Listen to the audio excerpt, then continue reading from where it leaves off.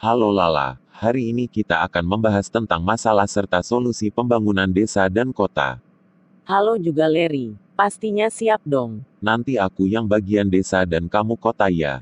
Baiklah, Pertama-tama aku mau jelasin tentang program pembangunan pedesaan nih. siap. Ada apa aja sih? 1.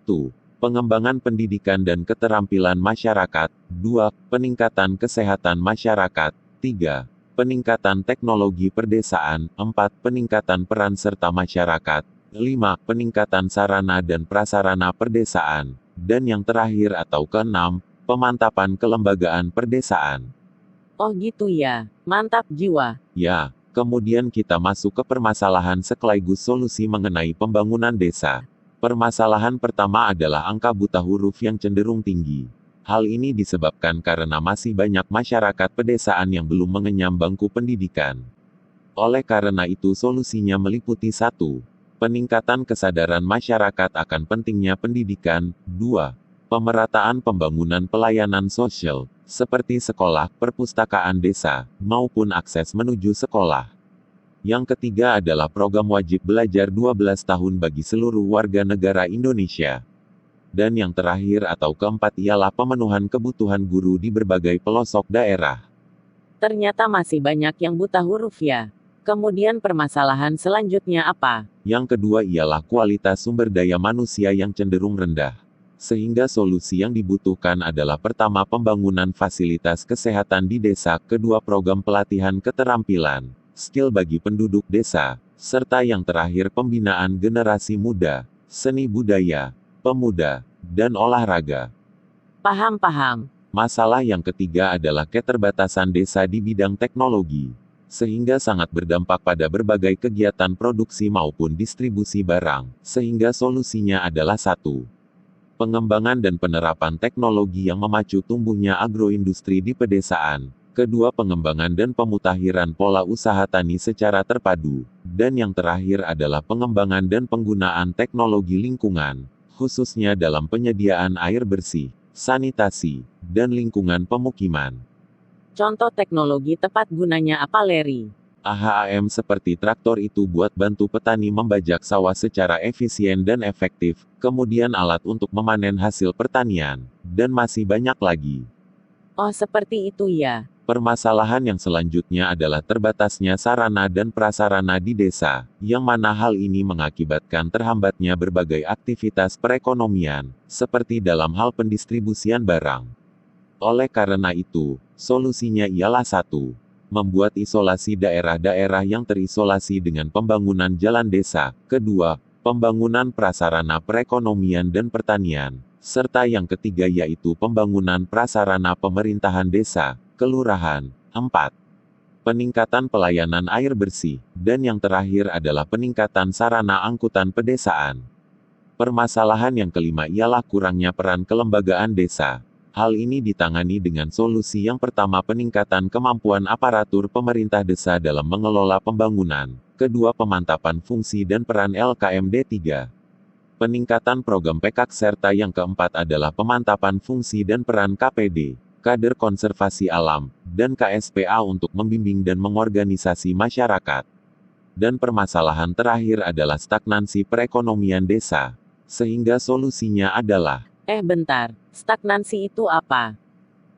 oh stagnansi itu seperti perekonomiannya gitu-gitu aja, datar, gak ada perkembangan.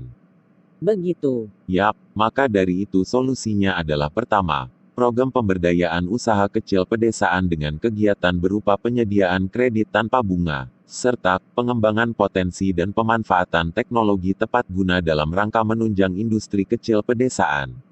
Demikian pembahasan mengenai permasalahan serta solusi pembangunan di desa. Sekarang giliran Muni yang bagian kota. Baiklah, aku mulai dari pembangunan perkotaan dalam Repelita 6 dilaksanakan melalui berbagai program apa saja ya. Siap. Yang pertama adalah pemantapan fungsi kota. 2. Pembangunan prasarana dan sarana kota. 3. Pengembangan ekonomi perkotaan. 4. Peningkatan pendidikan, pelatihan, dan penyuluhan. 5. Peningkatan peran serta masyarakat. 6. Pemantapan keuangan perkotaan. Dan yang ketujuh, pemantapan kelembagaan pemerintahan kota, serta yang terakhir atau kedelapan adalah penataan ruang, pertanahan, dan lingkungan perkotaan. Ternyata banyak juga ya. Iya, makanya aku ngehafalinnya juga mantap jiwa haha. Hahaha. Kemudian mulai masuk ke permasalahannya nih. Yang pertama adalah menurunnya kualitas permukiman. Yang mana ciri-ciri kualitas permukiman menurun adalah 1. Kepadatan bangunan yang terlalu tinggi yang juga berujung pada pemukiman kumuh. 2. Beralih fungsinya taman-taman dan ruang terbuka, dan yang ketiga adalah tidak mencukupinya jaringan air bersih, listrik, dan pembuangan air kotor. Oleh karena itu solusinya meliputi 1. Pengkajian ulang tata letak kota. 2. Peningkatan dalam hal jaringan listrik, air bersih, dan lain-lain. 3. Penekanan laju urbanisasi. Serta yang keempat adalah peningkatan fungsi dan mempertahankan mengenai ruang terbuka hijau dan taman kota. Oh gitu ya. Terus. Masalah yang kedua adalah tentang lingkungan. Hal ini meliputi 1. Laju urbanisasi yang tinggi menjadikan penyebab masalah lingkungan. 2. Alih fungsi lahan, yang tadinya ruang hijau menjadi perindustrian, serta tingginya perindustrian menyebabkan pencemaran lingkungan, udara, air, tanah, kebisingan.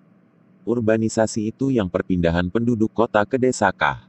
Bukan. Kebalik Larry, urbanisasi itu perpindahan penduduk desa ke kota. Oalah kebalik tuh.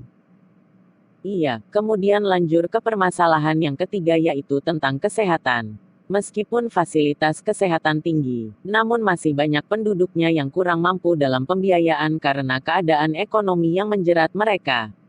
Banyaknya penduduk yang sakit, tak lain juga karena masalah dalam pencemaran lingkungan. Oleh karena itu, solusi yang ditawarkan adalah pembagian BPJS yang tepat sasaran, yaitu bagi masyarakat yang kurang mampu serta perataan fasilitas kesehatan yang ada, peningkatan kualitas lingkungan.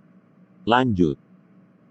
Kemiskinan yang merajalela. Hal ini disebabkan karena tingginya laju urbanisasi menjadikan banyak penduduk desa yang pergi ke kota dengan harapan memperoleh pekerjaan yang baik.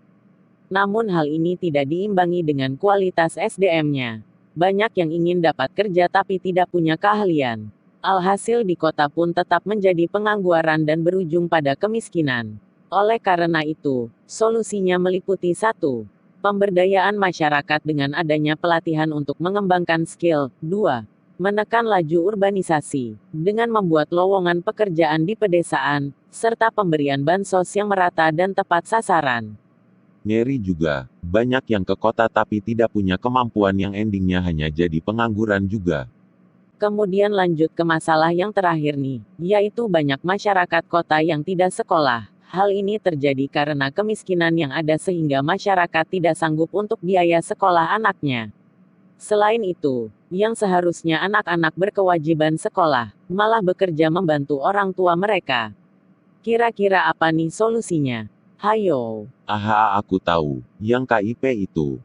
Wih, bener banget. Jadi solusinya tuh 1.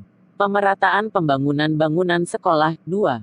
Penyaluran KIP yang tepat sasaran. Serta yang ketiga adalah pengadaan sekolah gratis sebagai pelaksanaan dari pasal 31 tentang pendidikan.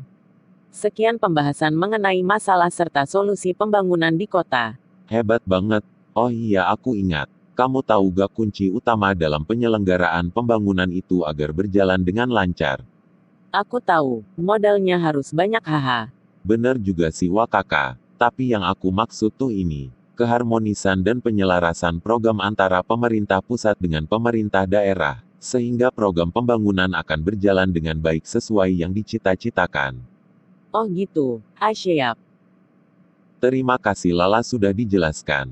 Makasih juga Larry.